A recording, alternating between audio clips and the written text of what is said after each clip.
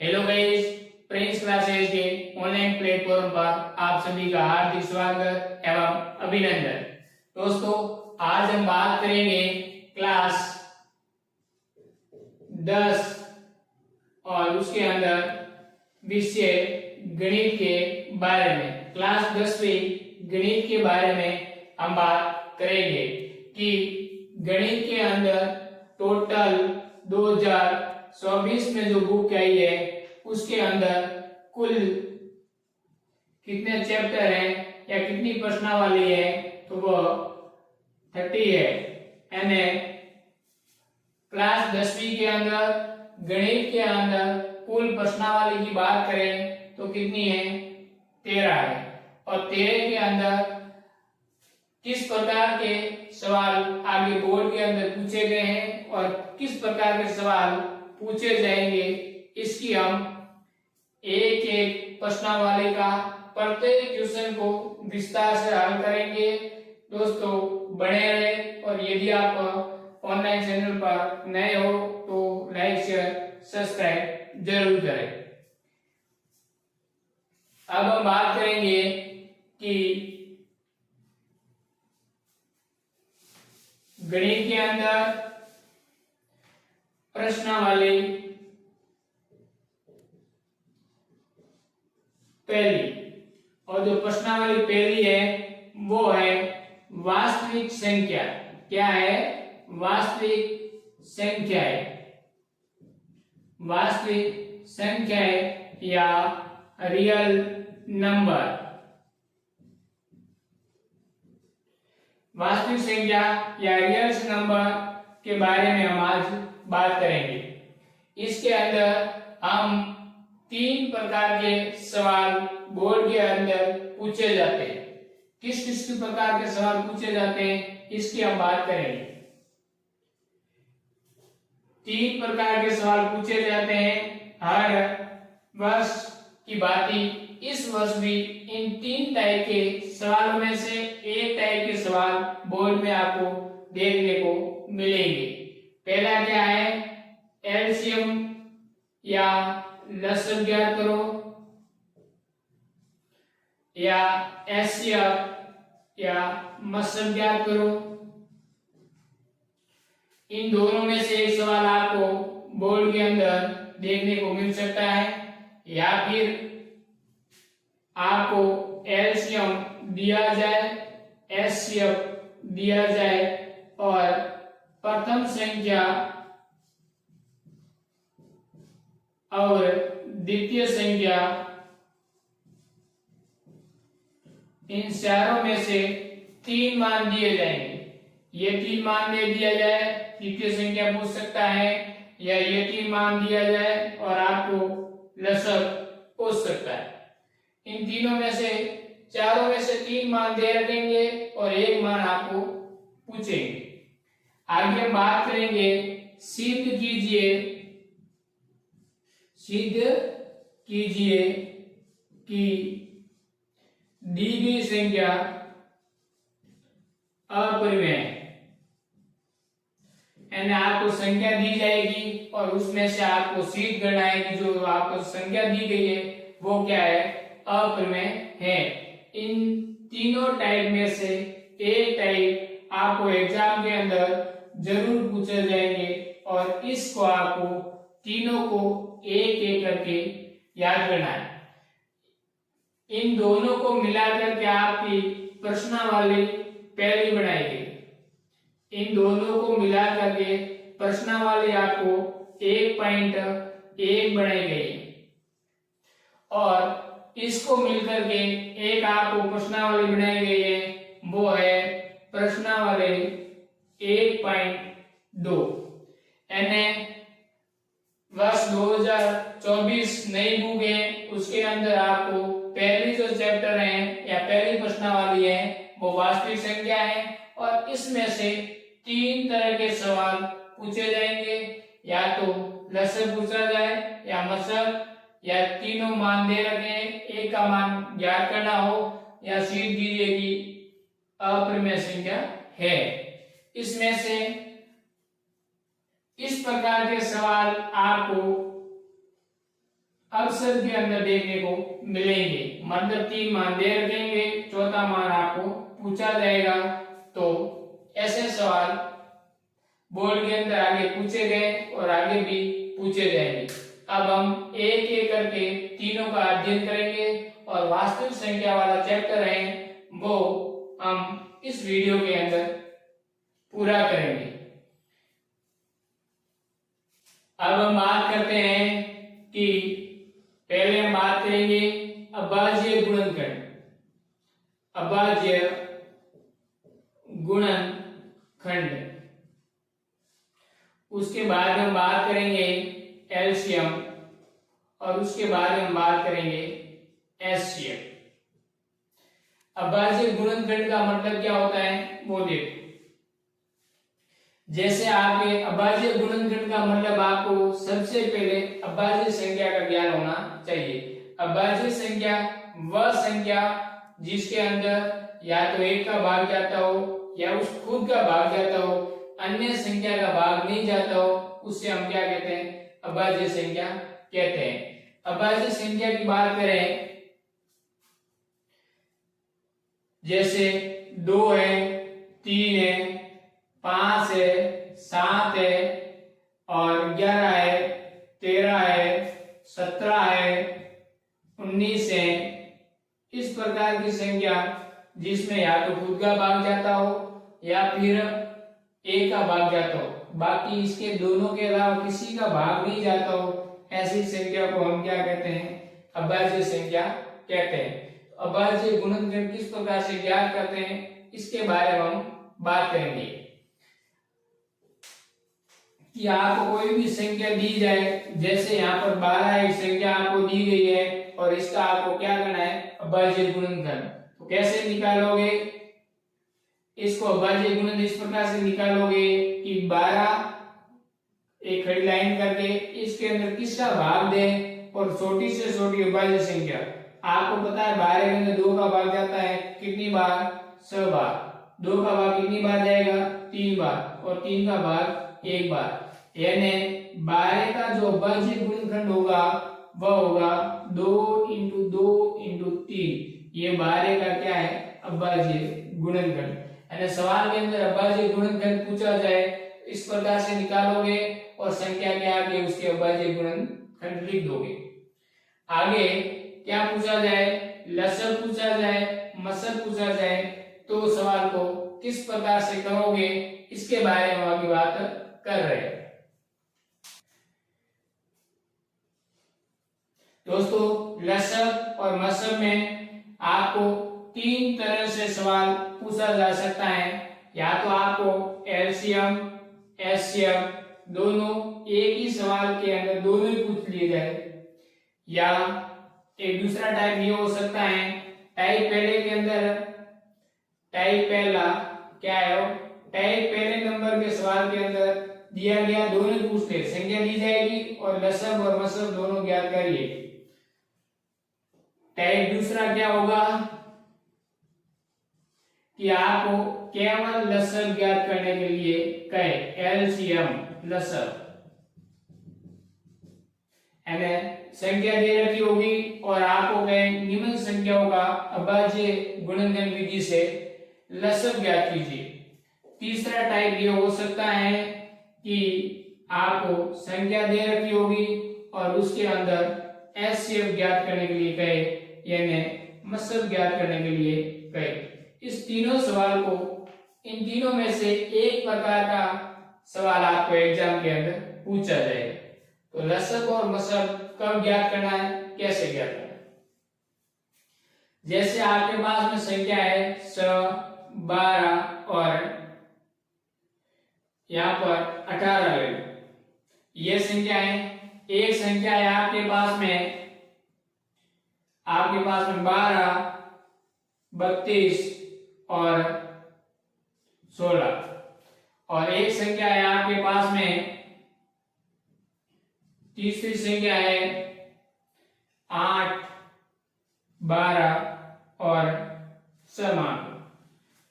ये 3 संख्या आपको दी गई है और तीनों का आपको क्या करना है? पहले में सवाल ये दिया गया है कि 6, 6, 12, 18 का एलसीएम व एचसीएफ ज्ञात करो। इस प्रकार से सवाल आएगा। ये संख्या दी होगी और लसब और मसब का मान ज्ञात करना होगा। या फिर दूसरा सवाल आपको संख्या दे रखी होगी और आपको पूछेगा कि का एलसीएम ज्ञात करो। या फिर तीसरा इस प्रकार से सवाल आएगा कि संख्या दे रखी होगी और कहा जाएगा का एचसीएफ ज्ञात करो। इन तीनों प्रकार में से एक सवाल एक प्रकार आपसे पूछा जाएगा और इसको किस प्रकार से हल करना है एग्जाम के अंदर वो सरलतम विधि में बता रहा हूं कि हम किस प्रकार से कर रहे हैं कि टाइम कम लगता है। अब दोस्तों सवाल पर पहला टाइम में अंदर दोनों ही पूछे गए, एलसीएम भी पूछा गया है और एचसीएफ भी पूछा गया। दूसरे के अंदर केवल पूछा गया है लसब और इसके अंदर पूछा गया है मसब। तब आपको क्या करना है, जब कभी भी आपको अकेले के अंदर कभी भी आपको एचसीएफ ज्ञात करना हो, क्या ज्ञात करना हो एचसीएफ, तो हमेशा आपको अलग अलग अभाज्य गुणनखंड अलग अलग अभाज्य गुणनखंड निकालना है। जब कभी भी आपको एचसीएफ पूछा जाए तो आपको क्या करना है, अलग अलग अभाज्य गुणनखंड निकालना है। जब आपको एलसीएम निकालना हो तो क्या करना है, साथ में करना है। हम सबसे यहां से सवाल करेंगे, उसके बाद ये करेंगे, उसके बाद में ये करेंगे। जब दोनों साथ में पूछ लिया जाए तो क्या करना है। एचसीएफ का मतलब होता है अलग अलग अभाज्य गुणनखंड करना है। जैसे 8 का अभाज्य गुणनखंड, 12 का अभाज्य गुणनखंड और 6 का अभाज्य गुणनखंड। 8 का अभाज्य गुणनखंड करेंगे, 12 का करेंगे और 6 का, मतलब प्रत्येक संख्या का अलग अलग अभाज्य गुणनखंड करेंगे जब भी आपको सवाल में दिया जाए कि एचसीएफ ज्ञात करिए। इसमें सबसे छोटी अभाज्य संख्या 2 का भाग देंगे तो 4 बार और 2 का भाग देंगे तो 2 बार और 2 का भाग देंगे तो 1 बार। इसके अंदर 12 के अंदर 2 का भाग देंगे तो कितनी बार जाएगा, 6 बार। और 6 के अंदर 2 का भाग कितनी बार जाएगा, 3 बार। और 3 के अंदर 3 का भाग जाएगा, 2 का जाएगा नहीं, तो 3 का भाग कितनी बार जाएगा, 1 बार। उसके बाद में बात करें 6 की, इसके अंदर 2 का भाग जाएगा 3 बार, 3 का भाग जाएगा 1 बार। इतना कर लोगे। उसके बाद में आपको तीनों संख्या लिखनी है जो दी गई है, 8, 12 और 6। फिर 8 के अंदर जो अभाज्य गुणनखंड वो उसके सामने लिख दो, ये अभाज्य गुणनखंड इसके सामने लिख दिए। 12 के अभाज्य गुणनखंड इसके सामने लिख देते हैं 2 इंटू 2 इंटू 3 और 6 के अभाज्य गुणनखंड लिख देते हैं 2 इंटू 3।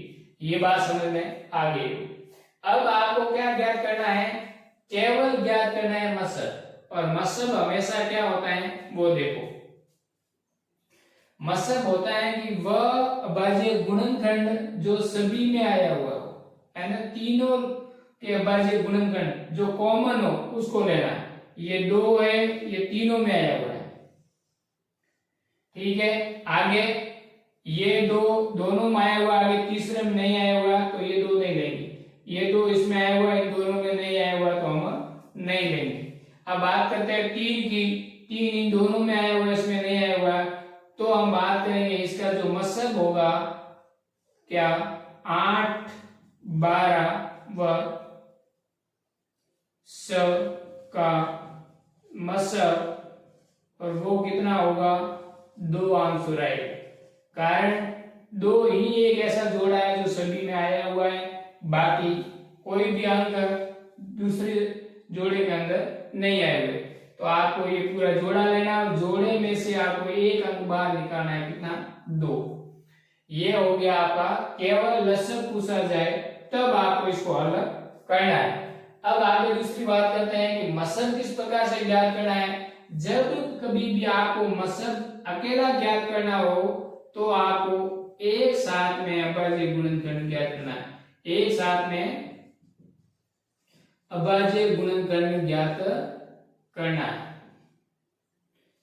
एक साथ में अभाज्य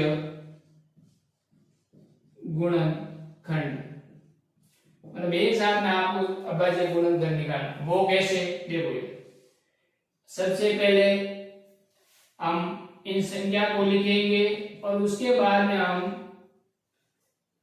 छोटी से छोटी अभाज्य संख्या का भाग देंगे, वो है 2। 2 का भाग 12 के अंदर 6 बार, 32 के अंदर 16 बार, 16 के अंदर 8।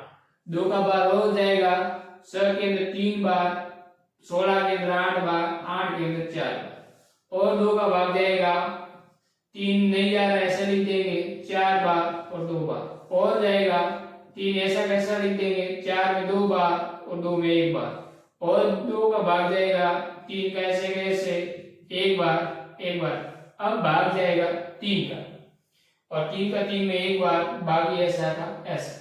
जब यहाँ 1 1 आ जाए मतलब हम अभाज्य गुणनखंड पूरा हो गया। अब हम क्या करेंगे, इसका लसब ज्ञात करेंगे। किसका, 12, 32 और 16 का। वो कैसे ज्ञात करेंगे, लसब बराबर लिखेंगे, लसब बराबर लिखेंगे इनके अभाज्य गुणनखंड कौन कौन से हैं। 2 कितनी बार आया हुआ, 1 2 3 4 5 बार, तो यहाँ कितनी बार लिखेंगे 5 बार। कितनी बार हो गया 5 बार। आगे कितना है 3, यहाँ लिख देंगे 3। इसका हम क्या कर लेंगे, गुणा करेंगे।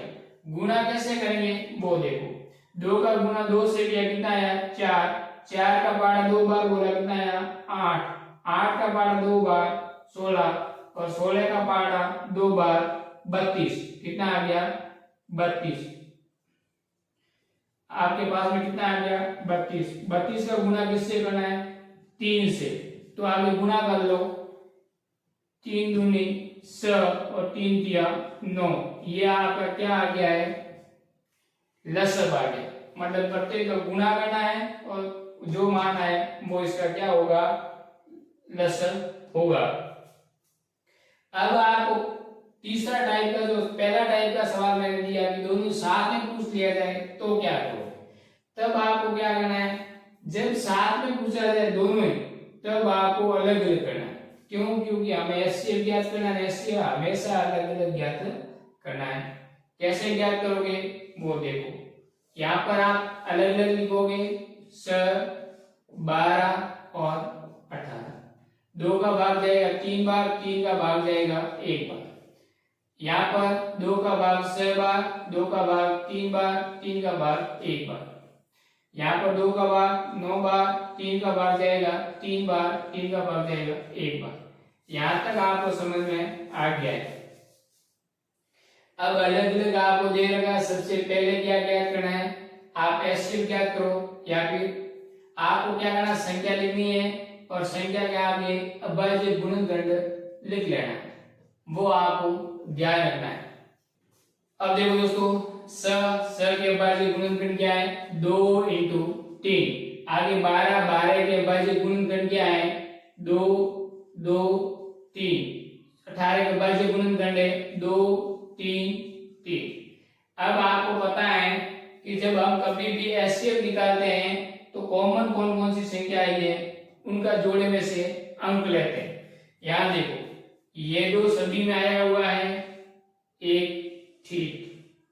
अब ये 3 है वो सभी में आया हुआ है, ये मतलब कौन कौन सी संख्या आ गई है 2 और 3। इसका मतलब स इसका क्या होगा एचसीएफ, ये है इसका आंसर। अब हम बात करेंगे सर लसब कैसे ज्ञात करेंगे, उसकी बात करेंगे। तो हम बात करते हैं लसब की। इसमें लसब किस प्रकार से ज्ञात करते हैं, आपको देखना है कि इसमें कितने अंक आए हुए हैं। एक तो 2 है और 3 है, एक तो 2 आए हुए हैं और एक 3 आए हुए हैं, देख गया। अब 2 एक लाइन में अधिकतम कितने बार है, इसमें 1 बार आया हुआ, इसमें 2 बार आया हुआ, इसमें 1 बार आया हुआ। अधिकतम कितनी बार आया हुआ एक लाइन में 2 बार, मतलब ये 2 एक लाइन के अंदर 2 बार आया हुआ है तो हम इसकी घात 2 कर देंगे। 3 अधिकतम एक लाइन में कितनी बार आया हुआ, यहाँ 1 बार आया हुआ, यहाँ 1 बार आया हुआ, लेकिन यहाँ कितनी बार आया हुआ है 2 बार आया हुआ है, तो हम यहाँ कितना कर लेंगे 2 कर लेंगे। अब इसको हल करेंगे, 2 की घात को 2 बार लिखेंगे, 3 को 3 बार लिखेंगे।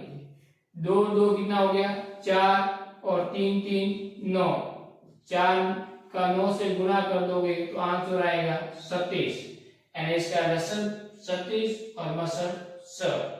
यहां तक आपको समझ में आ गया होगा कि लसन किस प्रकार से ज्ञात करना है, मसल किस प्रकार से ज्ञात करना है, और दोनों एक साथ में आए तो कैसे ज्ञात करना है, अलग आए तो क्या करना है। जब कभी भी सवाल के अंदर एचसीएफ की बात करें तो हमेशा अलग अलग ज्ञात करना है, जब कभी भी आपको सवाल के अंदर एचसीएफ की बात करें तो अलग अलग ज्ञात करना है। लेकिन लसन पूछा जाए तो एक साथ में ज्ञात कर लो, आसानी रहेगी, क्योंकि हम अलग अलग भी कर सकते हैं, अंक लिख दो कितनी बार एक लाइन में आया होगा करके हम कर सकते हैं, लेकिन ये आसानी रहेगी एक साथ के। आगे हम बात करेंगे टाइप नंबर दूसरा, जब आपको लसक मसक प्रथम संख्या दूसरी संख्या दे रखी हो और तीनों का मान दे रखा हो और एक का मान ज्ञात करना। अब टाइप नंबर दूसरे की बात करेंगे। टाइप नंबर 2, आपको क्या क्या दे रखे हो, 3 मान दे रखे हो और ज्ञात कितने करना हो, 1 ज्ञात करना। 3 मान दे रखे हो, 1 मान ज्ञात करना। किस प्रकार से वो देखें कि आपको एलसीएम का मान दे रखा हो, लसम का मान दे रखा हो और एचसीएफ का मान दे रखा हो। प्रथम संख्या आपको दे रखी हो और आपको पूछे कि द्वितीय संख्या क्या होगी, द्वितीय संख्या का मान क्या होगा, ये आपको सवाल पूछ लिया जाए तो आप किस प्रकार से हल करोगे इसके बारे में अभी हम जानेंगे। अब हम इन तीन चारों के मध्य संबंध लिखने की बात करेंगे। इन चारों के मध्य क्या संबंध होता है और किस सूत्र से ये एक दूसरे से जुड़े होते हैं। ध्यान रखना, लस इंटू मस मतलब एलसीएम इंटू एचसीएफ और ये बराबर होता है प्रथम संख्या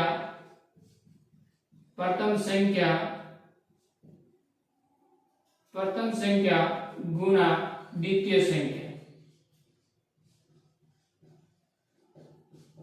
यानी आपको लसब और मसब का जो गुणा है वो प्रथम संख्या और द्वितीय संख्या के क्या होता है, गुणनफल के बराबर होता है।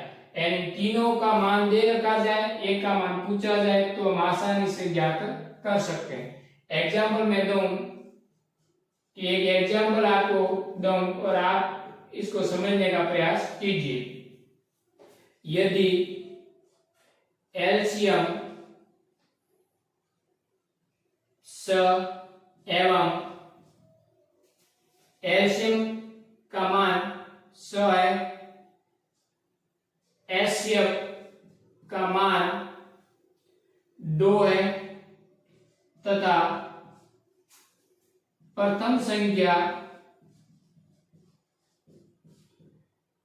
4 है, तो द्वितीय संख्या ज्ञात करो। मतलब ये आपके पास में सवाल आ गया कि प्रथम संख्या दे रखी है, लसत मसत दे रखे हैं और आपको क्या ज्ञात करना है, द्वितीय संख्या। तो ये जो सूत्र है वो आपको याद रखना है, लसत इंटू मसत बराबर प्रथम संख्या इंटू द्वितीय संख्या। तो हम क्या करेंगे, लसत एलसीएम इंटू एचसीएफ बराबर क्या होता है, प्रथम संख्या इंटू द्वितीय संख्या। यह आपको पता है। एलसीएम का मान 6, एचसीएफ का मान 2 बराबर पहली संख्या कितनी है 4 और द्वितीय संख्या आपको पता नहीं है तो उसको या मान ले x। इसका मान हो जाएगा 12, इसका मान हो जाएगा 4x।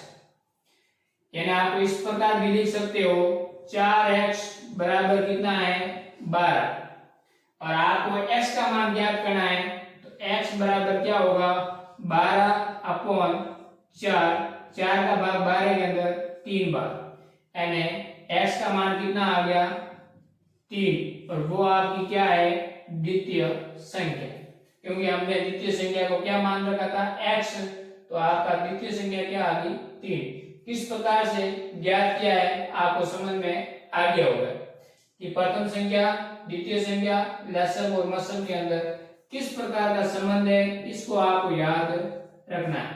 तीनों में से चारों में से 3 का मान दे रखा होगा और 1 का मान आपको पूछा जाएगा।